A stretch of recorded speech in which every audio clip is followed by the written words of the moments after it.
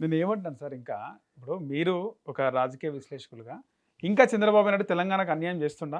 Out of the box అడుగుతున్నా. ఇప్పుడు సడన్‌గా ఈ బతకచెర్ల ఇలాంటి లేని తలకాయ నొప్పులు పెడితే, హ్మ్.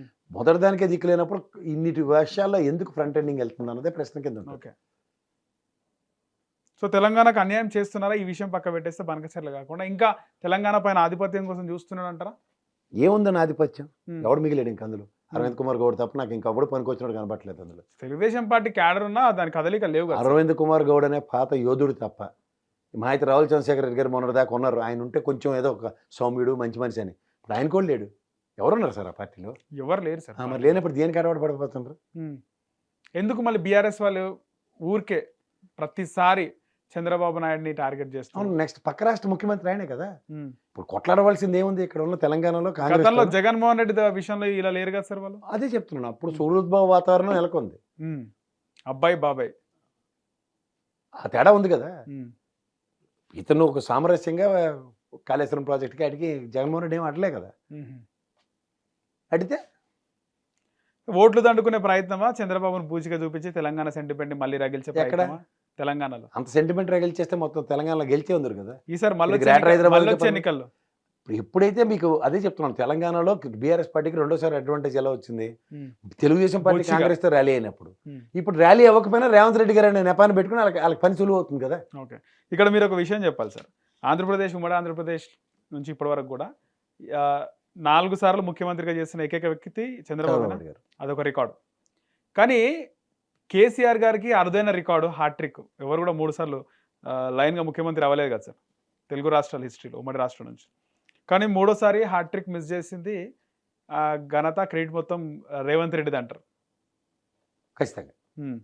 రెడ్డి సామాజిక వర్గ పునరేకీకరణ. హ్మ్. నేనెప్పుడు చెప్తున్నాను. ఏదేమైనప్పటికి కూడా కేసీఆర్‌కైతే హాట్రిక్ మిస్ అయింది.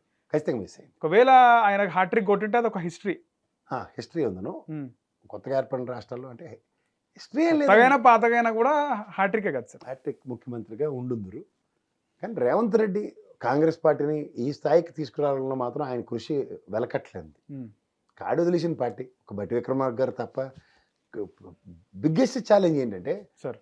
నల్గొండ రెడ్డిని ఎవరిని నమ్మే పరిస్థితి కాంగ్రెస్ అధిష్టానం లేదు. ఉదాహరణకు కోమటిరెడ్డి బ్రదర్స్‌కి, ఉత్తమ్ కుమార్ రెడ్డి గారికి క్రెడిబిలిటీస్ లేవు అక్కడ. ఎందుకు సార్ అది? వాళ్ళు నమ్మరు. ముందు రోజు జెండాలు కట్టుకొని తెల్లారితే వేరే పార్టీ మారిపోయే పరిస్థితి దగ్గర నుంచి వేరే పార్టీకి గెంతేసి మళ్ళీ తల్లిలాంటి పార్టీ అని కథలు చెప్పుకుని వెనక్కొచ్చిన ఇక్కడ పార్టీ కండువా కప్పుకొని కూడా ఇంటర్నల్‌గా, న్యూట్రల్‌గా ఉన్నారు అనే ఆరోపణలు గతంలో వచ్చినాయి. ఉత్తమ్ కుమార్ రెడ్డి గారు ఎప్పుడు బీఆర్ఎస్ పక్కనే ఉన్నారని ఆయన హ్మ్. అధ్యక్షత ఏదో వహించిన గతంలో అన్నాళ్ళు. కలిసి సినిమా చూసినారు. ఆ?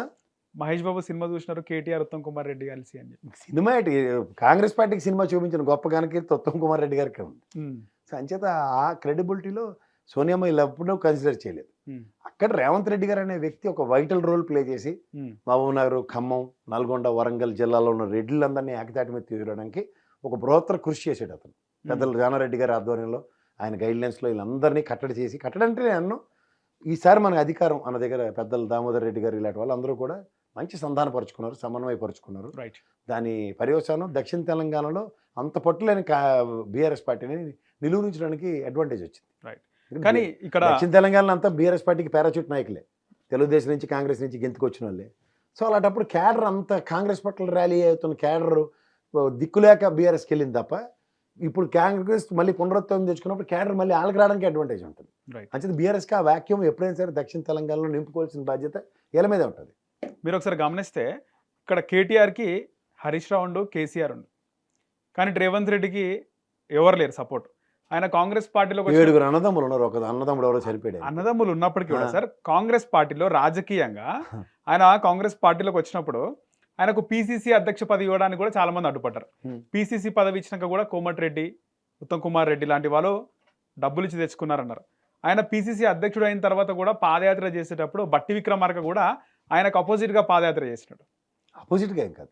ఈ రోజు అంటే ఆయనకు వ్యతిరేకంగానే ఆయన కాదు, సపరేట్ గా కాదు, ఆయన కాదు. బాని వినిపించిండు కాదు కదా కాదు. సార్. బట్టి అన్న ఎప్పుడు కాంగ్రెస్ పార్టీకి వీర యోధుడు, కానీ వీర విధేయుడు. ఉమ్, రాజశేఖర రెడ్డి గారికి పెద్ద అనన్యుడు ఆయన. ఉమ్, ఇవాళ కాంగ్రెస్ పార్టీకి ఆయన వాళ్ళ ఇంట్లో వాళ్ళ అమ్మగారికి ఎంత మర్యాద ఇస్తాడో అంతకు 10 రెట్ల మర్యాద కాంగ్రెస్ కానీ ఆయన కూడా సపరేట్ గా పాదయాత్ర చేయడం. నో. ఇవాళ మీరు కొన్న రాజకీయ చిత్రతో చూసుకుంటే ఉమ్, రేవంత్ రెడ్డి గారికి సర్వం తానే ఉమ్. తల్లో నాలుకలో ఆయన ఉన్నాడు. ఇప్పుడు సార్ ఇప్పుడు ఎవరు కానీ ఆయన లేదు. కూడా వ్యతిరేకంగా ఆయన పాదయాత్ర. మొదట స్వేరింగ్ సెరమనీ ఈ రోజు నుంచి ఉప ముఖ్యమంత్రిగా బట్టి గారు అయిన దగ్గర నుంచి ఈ రోజు దాకా వాళ్ళిద్దరి సమన్వయంతోనే 1.5 years సక్సెస్. ఆయన ఎందుకు గతంలో పాదయాత్ర చేసిందంటారు separate గా రేవంత్ రెడ్డితో కాకుండా?